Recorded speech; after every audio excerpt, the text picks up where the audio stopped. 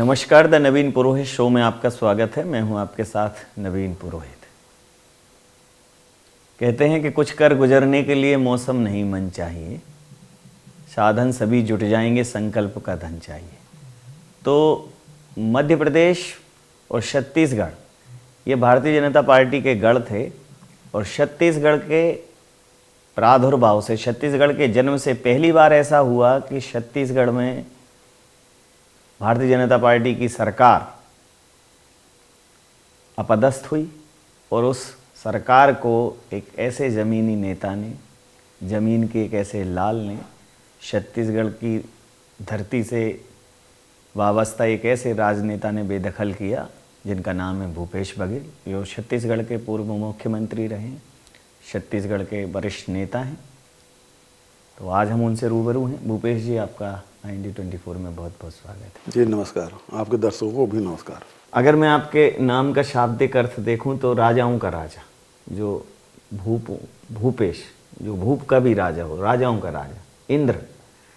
लेकिन देवराज इंद्र जैसी सत्ता में रहते हुए बहुत ज़्यादा सत्ता की ललक नहीं थी। बहुत काम किया ग्राउंड पर, बहुत जन कल्याणकारी योजनाएं थीं, बहुत कॉन्फिडेंस था, मैं भी आपके साथ रहा। लेकिन सरकार चली गई, लेकिन भूपेश जी के तेवर वही हैं। अभी भी 8-9 बजे जनता के बीच से आ रहे हैं। तो सत्ता, कुर्सी और राजनीति, इन सब का वैसे तालमेल है, लेकिन आप तालमेल क्यों नहीं रखते? कुर्सी पॉलिटिक्स के दौर में कुर्सी साइड क्यों कर देते? कुर्सी में बिठाना, कुर्सी से उतारना, ये जनता का काम है। इसलिए 5 साल में चुनाव होते हैं। प्रजातंत्र में, संविधान में व्यवस्था है कि 5 साल में आपको मौका मिलेगा, जनता के बीच जाइएगा और जनता तय करती है किसे उतारना है, किसे बिठाना है। उसी जनता ने हमें मौका दिया था, उसी जनता ने उतार दिया। तो थोड़ा सा मन में मलाल नहीं आया? उतार दिया तब भी तो जनता के बीच में तो बने हुए हैं। मलाल किस बात का होगा? विदेश कोई 1-2 व्यक्ति का नहीं है, प्रदेश कोई 1-2 व्यक्तियों की नहीं है। ये छत्तीसगढ़ के 3 करोड़ जनता के प्रदेश हैं, 140 करोड़ जनता का देश है। वो जो चाहे वो होना चाहिए, फिर मलाल किस बात का? कोई राजशाही है ही नहीं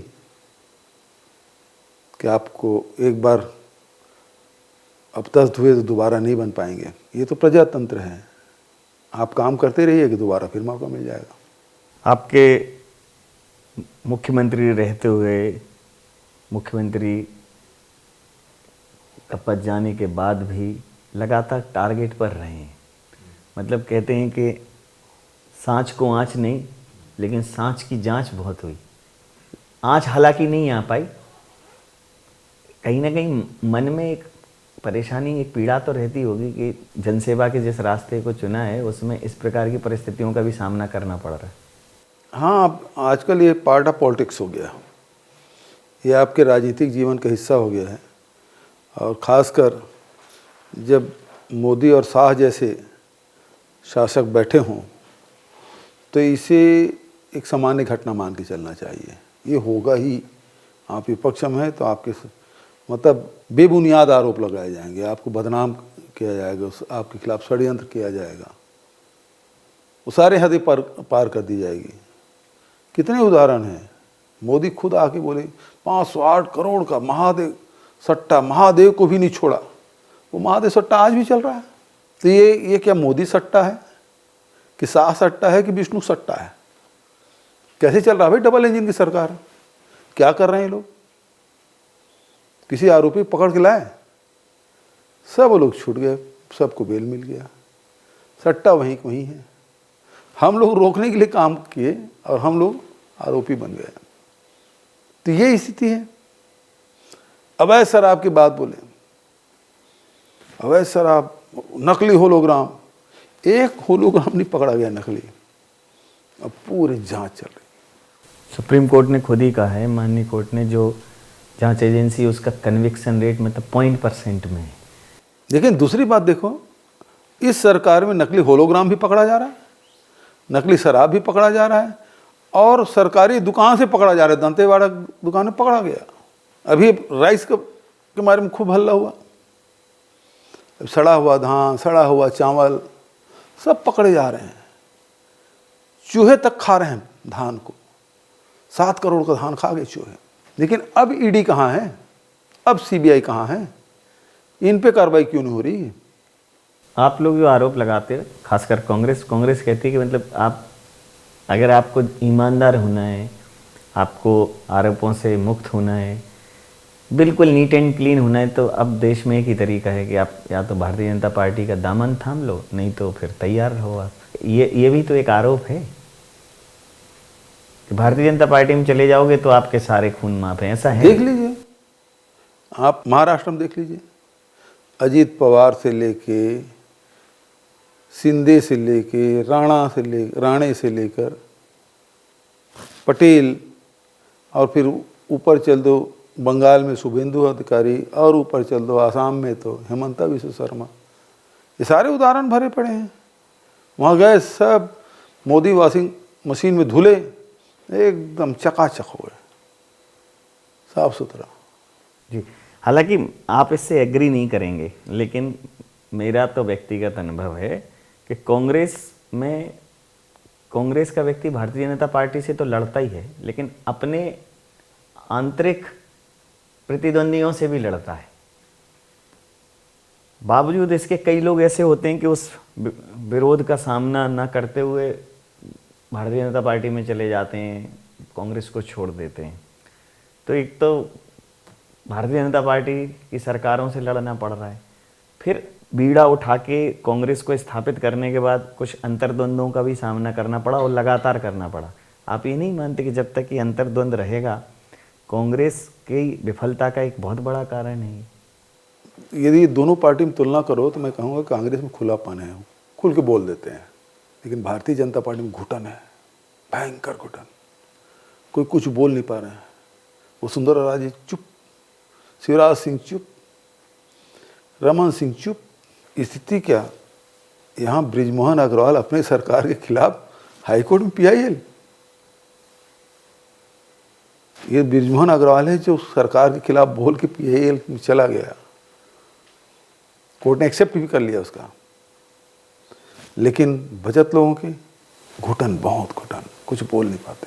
बोलो तो अभी देखो मालवी के क्या हुआ। मालवी बोले मैं कांग्रेस ज्वाइन करना चाहता हूँ। राजस्थान में 3 जगह छापे पड़ गए उसके। तो ये छापे हम लोगों में है, हम लोग तो लड़ रहे हैं इस मोदी और शाह से, लेकिन उन बेचारों पे मुझे तरस आती है जो लड़ भी नहीं पा रहे हैं, बोल भी नहीं पा रहे हैं। कैसे रह रहे होंगे भारतीय जनता पार्टी में, चाहे राजनाथ सिंह हो, चाहे गडकरी हो, चाहे अन्य कोई नेता हो।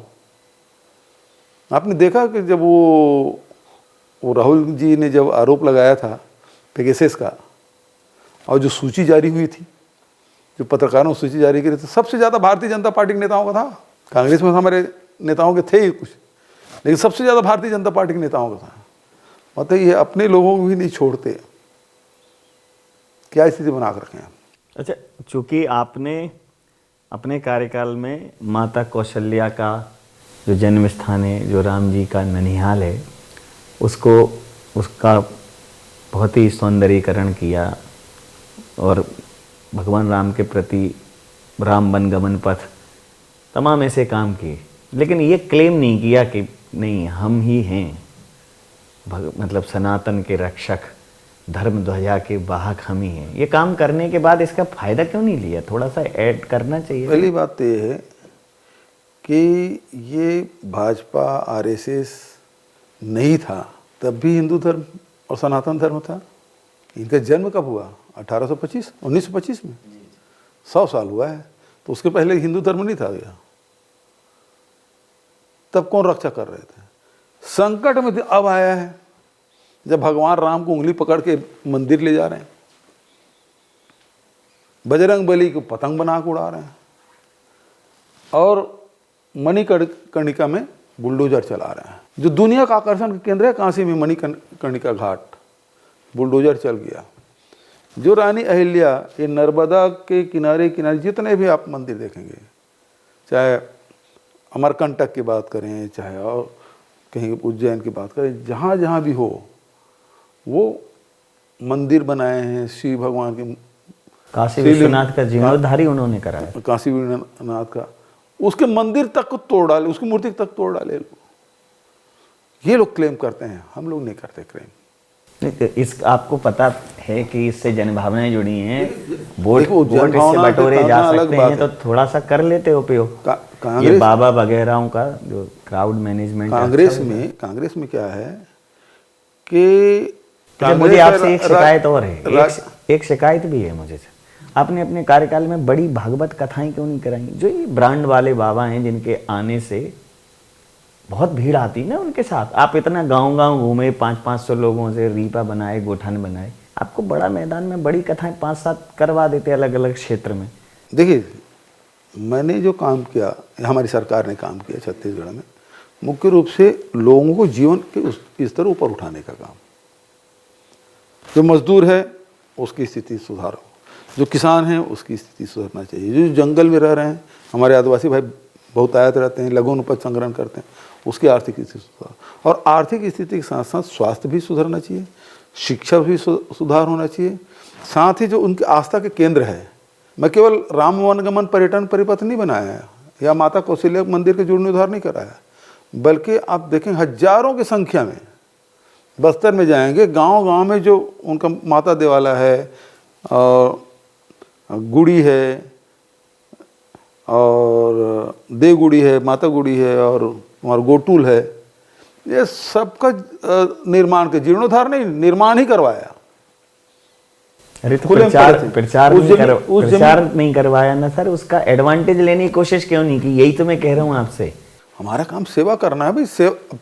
देखिए, जो काम किए रहे हो ना, उसका असर इस चुनाव में नहीं मिलेगा तो अगले चुनाव में मिलेगा, उसका प्रभाव कभी खत्म नहीं होता। और आज देखो, अच्छा, कई धर्मगुरु सर, जो जैसे भारतीय जनता पार्टी जो बोलती है उसको थोड़ा सा सत्यापित कर देते हैं, वेरीफाई कर देते हैं वो लोग कि वाकई में धर्म खतरे में है। ये बागेश्वर जो है, बागेश्वर वाले बाबा, अब उसके कार्यक्रम में पहुंच गए थे मोदी जी। किस में गए थे? मैंने सुना शायद कन्या विवाह था। कन्या विवाह था, और वो हॉस्पिटल का शिलान्यास किया। जी जी, कैंसर हॉस्पिटल। हाँ, सामूहिक कन्या विवाह था 150 कन्याओं का, हाँ ना, उसमें गए थे जी। अब वो पर्ची निकाल के सबका समस्या हल कर देते हैं जी। तो सब समस्या जब हल पर्ची निकालने से होता है तो कैंसर हॉस्पिटल बनाने की जरूरत क्या है? आप पर्ची से ठीक कर दो। ये अंधविश्वास फैलाने का काम क्यों हो रहा है? जबकि हमारे जो भारतीय दर्शन कहो, भारतीय अध्यात्म कहो, विज्ञान से भी ज़्यादा सटीक है। बिल्कुल, हमारे जो अध्यात्म है, कोई तो है ना, तो उसमें आप देखेंगे बिल्कुल जो प्रकृति और पुरुष की बात करते हैं, तो उसमें कहीं चाहे वो आप द्वैत की बात करें, अद्वैत की बात करें, है ना, उस सब में भविष्यवाणी या चमत्कार का कोई स्थान उसमें दिया नहीं दिया। बिल्कुल ठीक बात है ना। चाहे भगवान बुद्ध की बात करो, महावीर की बात करो, चाहे गुरु नानक, कबीर, कभी ये चमत्कार की बात नहीं की है, लेकिन ये लोग चमत्कार दिखाते हैं। मैं तो ये कहता हूँ भाई, आओ छत्तीसगढ़ बढ़िया है, पैसा भर मत ले जाओ छत्तीसगढ़ से, फिर यहाँ जमे रहो, जितना आपको जल चढ़वाना है, लोटा क्या, हम लोग कलश कलश भर डालने के तैयार हैं। पहले जब आपका स्टेटमेंट आया था तो मुझे भी थोड़ा क्षोभ हुआ, मैंने कहा कि ऐसा क्यों बोला, तो कहीं से, क्योंकि जर्नलिस्ट हूँ तो सोचा थोड़ा रामचरितमानस पलट लूँ, तो उत्तरकांड में मैंने 4-5 कुछ चीज़ पढ़ी, तो उसमें था कि कलयुग जब आएगा तो बहुदाम समारें धाम जति, बाबा लोग बहुत दाम कमाएंगे और धाम बनाएंगे, विषया हरलीन रही बिरती, और उनमें विषय बेकार, मतलब उनका बड़ा सेटअप होगा। कली कौतुक तात न जात कही, तो फिर बस मानस में तुलसीदास जी ने थोड़ा व्यवस्थित लिखा है, आपने थोड़ा उसको सहज भाषा में बोल दिया, लेकिन बड़ा रिलेट लगा। पहले तो मुझे लगा कि आपने ऐसे संत को, लेकिन पता चला कि कलयुग में भी 2 प्रकार के संत होंगे, एक जो संत होंगे और एक जो कलयुग भाई आप देखोगे तो क्या खुद सुनो भाई, इसमें भी कैटेगरी है, तपस्वी है, हठ योगी है, योगी है, साधु है, संत है, ऋषि है, मुनि है, ये किस श्रेणी में आते हैं?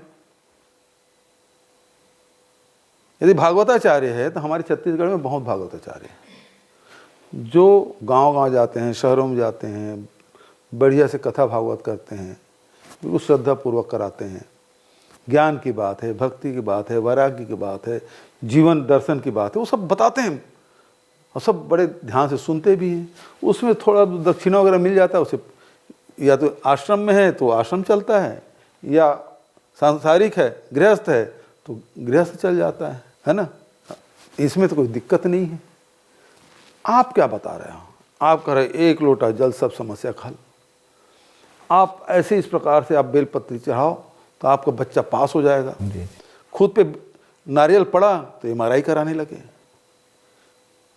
तो भैया वो बेलपत्री चिपका देना। वो ठीक बात है, मैं तो आपसे एग्री कर रहा हूँ, लेकिन मुझे जब आपको ये पता है कि ये वो लोग हैं जो वोटर को अट्रैक्ट करते हैं, इतनी मेहनत करते हो वोट उसके लिए, तो ये तो एक तरीके से वोटर के एक्सेप्ट करने वाले, वोटर को ले जाने वाले, तो आप ये ऐसे कर लेते तो ठीक रहता। तो भाई हम तो कबीर, गुरु नानक और गुरु घासीदास के मानने वाले हैं।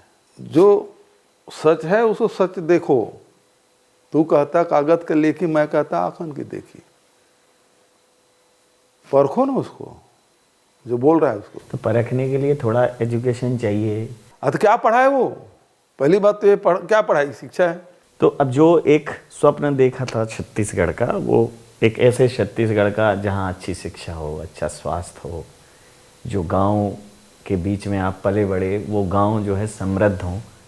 रीपा और गोठान, ये दो ऐसे कॉन्सेप्ट थे। शुरुआती दौर में हो सकता है कि किसी योजना में अपेक्षित परिणाम ना आए हों, लेकिन उन्होंने गांव में पहली बार देखा कि एक जगह है जहां गांव के लोग अपने व्यवसाय से जुड़े हुए, कोई दोना पत्तल बना रहा है, कोई कास्ट कर्म कर रहा है।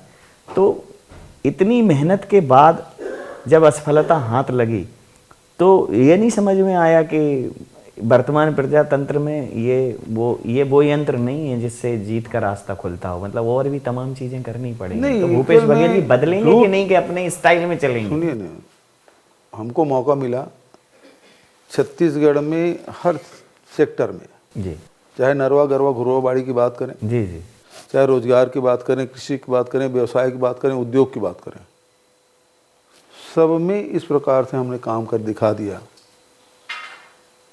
और वो माइलस्टोन हो गया है। तो आपको लगता है जनता तुलना कर रही है? पहले दिन से ही। अब तो ये है कि 5 साल मुख्यमंत्री था तो मेहनत करना पड़ता था मुझे। जी। आज ये है कि जितने काम किए तो उसकी तुलना करके किसानों के पास जाता हूँ, धान खरीदी की बात करते हैं, जो मिलेट्स उत्पादन करते हैं वो उसकी बात करते हैं, जो लघु संग्रहण करते हैं, भैया पिछली सरकार अच्छी थी। मजदूरों के पास जाते हैं तो वो बोलते हैं अच्छी। आज जो गृहिणी है उसके पास, व्यवसायी जो कोर भाजपा वोटर है, वो लोग बोलते हैं वो भूपेश बघेल की सरकार ज़्यादा अच्छी थी। अच्छा, पूरे शहरों में, गाँव में जो समाज, हर क्षेत्र की अपनी एक टोपोग्राफी होती है। कहीं कोई जाति वर्ग के लोग ज़्यादा हैं, कहीं कोई जाति वर्ग के लोग ज़्यादा हैं। तो जो भी समाज, कई समाज के लोगों को आपने वो उनके एक कॉमन सेंटर भवन दिए कि भाई मल्टीपर्पज़ हॉल्स बनाए। तो हर समाज के लोग थे उसमें, तो हिंदू भी थे, सभी, कोई ऐसा धर्म नहीं, कोई जाति नहीं जिसका भवन हम लोगों ने नहीं दिया, चाहे ब्लॉक स्तर पे। नहीं तो फिर तो तुलना की होगी ना कि बाकी तो सब किया, जो जनता का भला कर सके, अच्छा कर सके। बस ये थोड़ा बाबाओं को एंडोर्स नहीं किया, बस यही मिस्टेक हो गई मुझे। नहीं, हार के कारण देखिए अब तो। अरे तो मतलब मेरा सर, मैं तो देख रहा हूँ जी, जब चुनाव संपन्न हो गया, हम लोग हार गए, तो सब तरह तरह की बात करने लगे कि इस कारण से हार गए, उस कारण से हार गए। मैंने कहा कि ये मशीन का खेल है, तब कोई विश्वास नहीं कर रहे थे। जब राहुल गांधी जी जब कर्नाटक के महादेवपुरा का जब निकाला जी, और उसके बाद एडिशन और डिलीशन की बात भी उन्होंने कही, जी जी, उसके बाद उन्होंने हरियाणा की बात कही, जी, उसके बाद चाहे मेरे बात से सहमत रहने वाले लोग हों, चाहे असहमत रहने वाले लोग, बोले हाँ मशीन के कारण से छत्तीसगढ़ में आ रहे। क्योंकि मैं रेंगाखार में गया था, आदिवासी बिल्कुल आपके मध्य प्रदेश से लगा हुआ, जी, वहाँ से 5 किलोमीटर में दूरी में मध्य प्रदेश लग जाता है। जी। वहाँ आदिवासी महिलाएं, मैंने सभा की, उसके बाद मैं सामान्यतः लोगों से मिलते हुए निकल जाता हूँ, तो एक महिला आई, बुजुर्ग महिला, बोले सब बात तो ठीक है लेकिन ये ठप्पा वाला शुरू करो चुनाव। ठीक है। ये मशीन नहीं, उसको ईवीएम भी बोलना नहीं आ रहा था। जी जी, मशीन को बंद करो और ठप्पा वाला शुरू करो। हम लोग तो आपको वोट दिए थे, गया कहाँ हमारा वोट? जनता के मन में ऐसी भावना। ये उस किनारे की बात। और जब मैं उड़ीसा किनारे गया महासमुंद, जी, वहाँ राहुल गांधी की यात्रा में आ रहे थे, तो हम लोग तैयारी में पहले गए, सचिन पायलट भी साथ में थे, तो स्वागत वगैरह वो कार्यकर्ता लोग स्वागत किए, तो एक महिला आई, जी, उन्होंने हाथ पकड़ा, बोले बाबू हम लोग गांव भर आपको वोट दिए थे, हमारा वोट गया कहाँ? हमने तो दिया था आपको वोट, तो वोट चोरी हो गई हमारी। तो अभी तो ईवीएम ही थी, फिर अभी ये एसआईआर में भी आपने कहा कि ये जो वोटर लिस्ट हैं वो भी उसका जरिया बनी, तो अभी तो दो आरोप भाई लगा। दिक्कत ये है, पहले मतदाता है वो सरकारें चुनती थी, अब सरकार है वो मतदाता चुन रहे हैं। कौन मतदाता होगा ये सरकार तय कर रही है। 22 लाख लोगों के नाम काटे गए, यहाँ 1 लाख आवेदन आया, पेपर में पढ़ा। जी, अब कब भाजपा के लोग बैठ के निर्वाचन कार्यालय में बैठ के किसका नाम जोड़ देंगे? आखिर बिहार में आप देखा ना, आवेदन 19 लाख के आए थे और 22 लाख वोटर जोड़े गए, तो आवेदन ही 19 लाख का, तो 22 लाख कैसे जुड़ गए? और इतना एसआईआर किए, घर घर जाके 3-3 बार किए, फिर वो मतदाता कैसे छूट गया कि चुनाव समय 3 लाख और जुड़ गए? जोड़ना पड़े। फिर कैसा एसआईआर है? बिल्कुल चुनाव के पहले आप एसआईआर खत्म करते हैं और उसके बाद चुनाव चलते चलते 1 महीने में 3 लाख वोट जुड़ जाते हैं, और हर महीने 3 लाख बढ़ते जाएं तो फिर कितना होगा? लाखों। तो ये एसआईआर है। तो अब जब द्वंद्व इस स्तर का है तो फिर तो कैसा चट्टान जैसा हौसला करना पड़ता होगा कि मशीन का भी एक है, एसआईआर का भी एक है, जनता का भरोसा तो चलो लोकतंत्र में एक वाजिब कारण है, फिर लड़ेंगे कैसे? देखिए, जब आपको लगता है कि इसका कोई तोड़ नहीं है, जी, प्रकृति इस प्रकार से कुछ व्यवस्था करती है कि वो सब ध्वस्त अपने आप हो जाता है। तो कर्म करने वाली बात है कि हम हाँ, कर्म लगे करें। रहो, प्रजातंत्र है। लेकिन विष्णुदेव साय जी तो कह रहे हैं कि स्वर्ग कर दिया उन्होंने। पहले 15 साल की जो लीगेसी थी, जो चली आ रही थी विकास की रफ्तार, 5 साल आपने ब्रेक लगाए, अभी उन्होंने ब्रेक खोल दिए, ऑयलिंग बॉयलिंग कर दी, तो बढ़िया चल रहा है फिर से। वो तो अब डबल इंजन की सरकार डबल रफ्तार से चल रही है। तो अब ये अलग बात है किसी स्टेशन पर रुक नहीं रही है, तो ठीक जगह आदमी उतर नहीं पा रहा है। उनको समझ ही नहीं आ रहा है क्या हो रहा है। भाई ये यहाँ तो सब सरकारी अधिकारियों ने जवाब दे दिया कि 7 करोड़ का धान चूहे खा गए। चूहे वो नागपुर वाले हैं कि पटना वाले हैं कि दिल्ली वाले हैं कि गुजरात वाले हैं, ये सब लगे हुए हैं। कौन चला रहा है किसी को पता नहीं। ये उन तो ये भी है कि आप जब मुख्यमंत्री थे तो आपका केंद्रीय नेतृत्व तो कभी कभार आता था। अभी तो देखो मुख्यमंत्री जी से कितना स्नेह, कोई ना कोई आता ही रहता है। इतने उनके निगाह वहाँ खदानों पे है। नहीं, मुख्यमंत्री जी से नहीं है, मिलने तो उन्हीं से आते ना खदानों पे है। कोयला खदान हो, लोहा खदान हो। आपको पता है विष्णु देसाई 13 दिसंबर को शपथ लिया, 13 दिसंबर को शपथ लिया ना, उसके पहले हसदेव का खदान, हसदेव के जंगल कट गए। तो अदृश्य शक्ति यहाँ काम कर रही है, और अदृश्य शक्ति वो गुजरात है, दिल्ली है कि पटना है, क्या पता, कि नागपुर है, क्या पता। लेकिन आपने देखा कि अभी एक वीडियो जारी हुआ था जी, जिसमें 1500 करोड़ रुपये भेजने की बात थी। एफआईआर भी भाजपा के विधायक ने कराया, उसमें पूछताछ भी हुई, वो कार्यकर्ता भी भाजपा के, और जो रणनीति नाम की संस्था थी वो सोशल मीडिया बीजेपी भी हैंडल करती थी और मुख्यमंत्री का भी। लेकिन आप देखिए, आप इंटरनेशनल लेवल पे तो देखिए, आप छत्तीसगढ़ की देखिए, आप क्या छत्तीसगढ़ से बहुत गहरे जुड़े हैं, तो छत्तीसगढ़ की बहुत ज़्यादा बात करते हैं। आपने छत्तीसगढ़ महतारी, जो छत्तीसगढ़ की भावनाओं का केंद्र थी, उनको बहुत उचित स्थान पर निरूपित किया। लेकिन वो तो विश्वगुरु की बात कर रहे हैं, कह रहे हैं पूरे विश्व में डंका बज रहा है। अब आपको क्यों नहीं सुनाई दे रहा है डंका?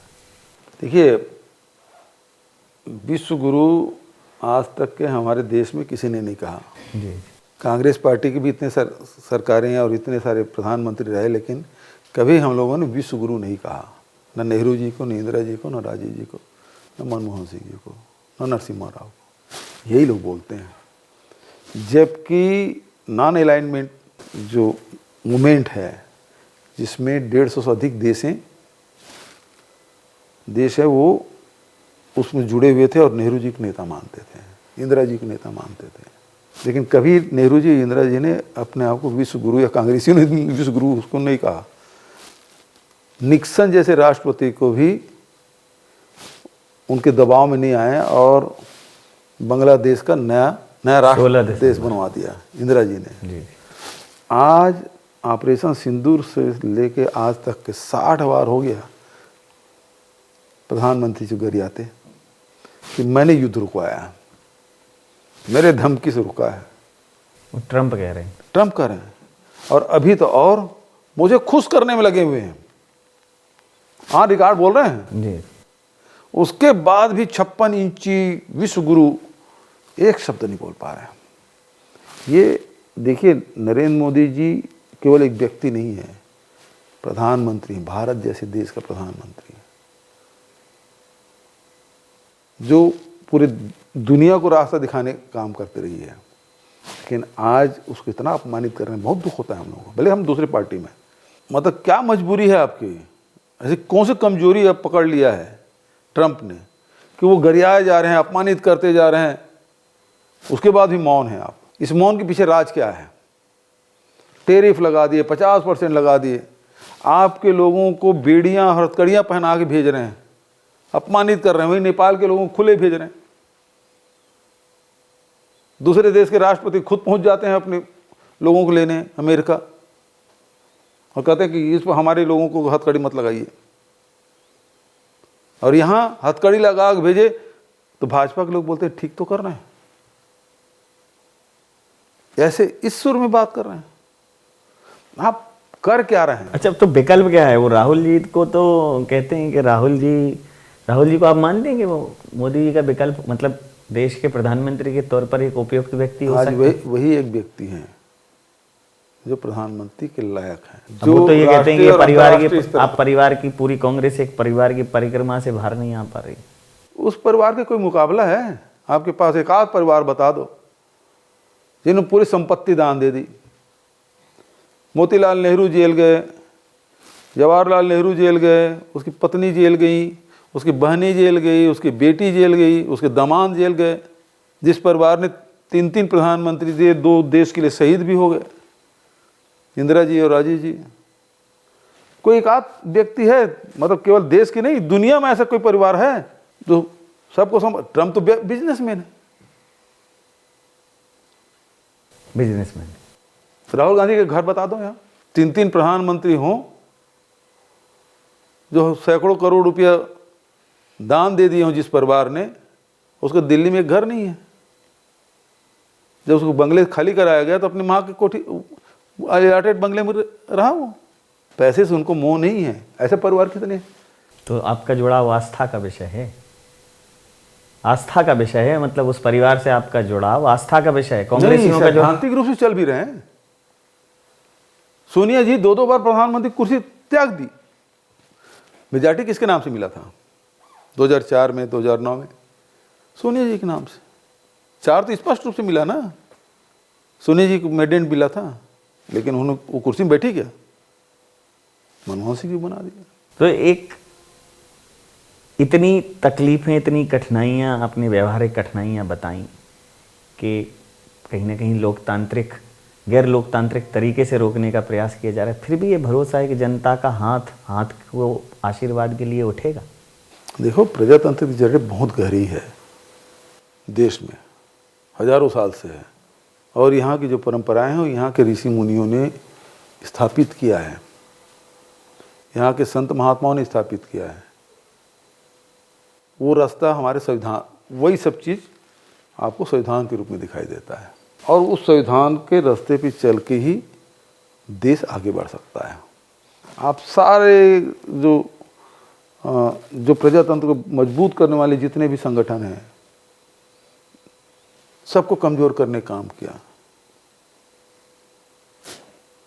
अभी अब मनरेगा का उदाहरण देख लो, एकमात्र योजना है जिसमें आपके लोक आयोग है, हर जिले में लोक आयोग है, उसमें ऑडिट हो सकती है, उससे शिकायत कर सकते हैं, उसकी जांच हो सकती है।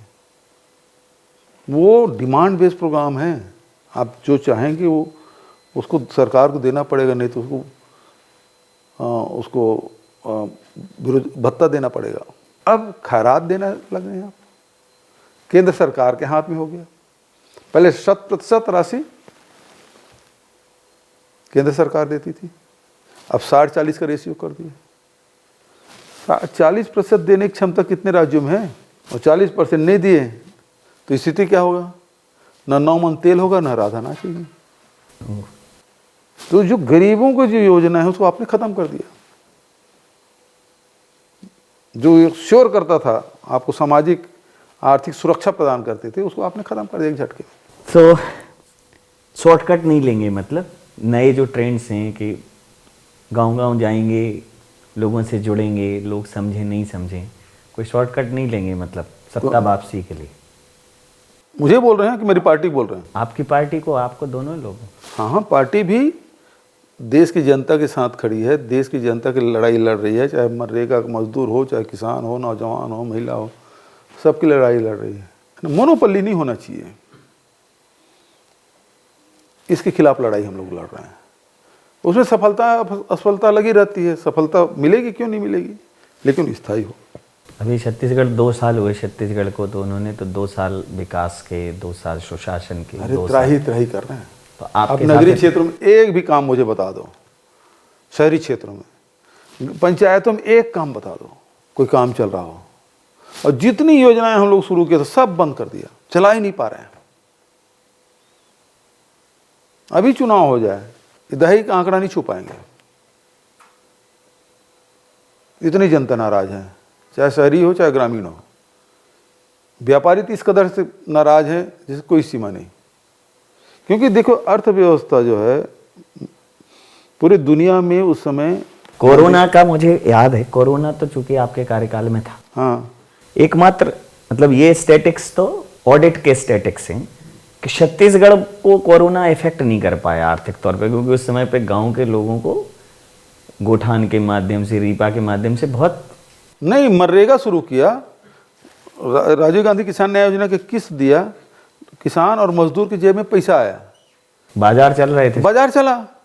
भाई देख, वही मैं कह रहा हूँ, मनमोहन सिंह जी ने और सोनिया जी ने जो मनरेगा लाया, तो उसका क्या हुआ, पूरी दुनिया में मंदी का दौर था, यूरोपियन कंट्री भी मंदी के दौर में थे, लेकिन भारत के मंदी के दौर से निकल गया क्योंकि मजदूरों की जेब में पैसा गया। अच्छा, लेकिन खुद परेशान है, परिजन परेशान है, बालों में अलग समझ में आ रहा है, कहीं से आए हैं तो भूसा, मतलब चोर की दाढ़ी में तिनका सुना था मैंने, लेकिन जिसके माथे पे अगर तिनका हो तो बड़ा मेहनती होता है। तो ये इतनी मेहनत कर क्यों रहे हैं, परिजन की परेशान होगा वहाँ सब, हाँ, फूल बरसा रहे थे, हाँ, फूल तिनका, तो मतलब इतनी मेहनत क्यों कर रहे हैं?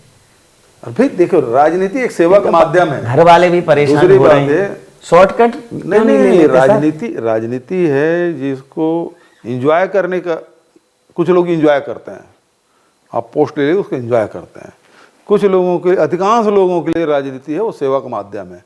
सब तो विधायक नहीं बन जाते, सब मंत्री भी नहीं बन जाते। इस सब दल में आप देखेंगे कितने लोग बने हैं, 5,000 तो विधायक के पोस्ट ही है पूरे देश भर में, 700-750 सांसद हैं, थोड़ा सा इतने तो बनेंगे 140 करोड़ के जनता, थोड़ा सा डर जाते सर।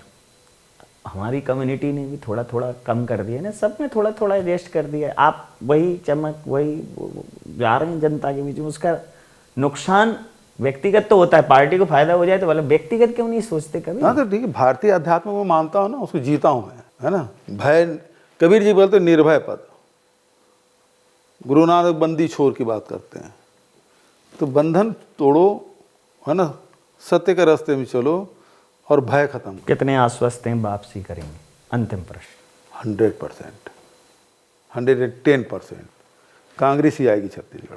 तो नवगंगा निस्तेज हो रही, रोता है ध्रुव तारा, अच्छे दिन का वादा निकला, अंधा और आवारा। शोक गीत में बदल गई है धीरे धीरे लोरी, एक ने फंदा डाला एक ने खींची लोरी, लगता है परवेश समूचा, खुद को हार गया है, लगता है गर्भस्थ स्वप्न को लकवा मार गया है, नया फैसला करना होगा शायद सबको दोबारा, अच्छे दिन का सपना निकला अंधा और आवारा। ये मैं नहीं कह रहा हूँ, ये भूपेश जी कह रहे हैं।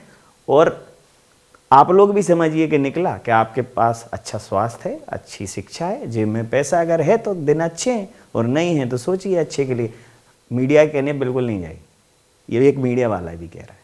तो खुद ही टटोलिए, 2 साल बाद सरकार आएगी तो पोस्टर बैनर पे मत जाइए, किसको लाना है किसको नहीं लाना है। लोकतंत्र में भी ये सोचना बेहद ज़रूरी है। हो सकता है सर लोग सोच पाएँ कुछ। आपका बहुत धन्यवाद। नमस्कार, थैंक यू।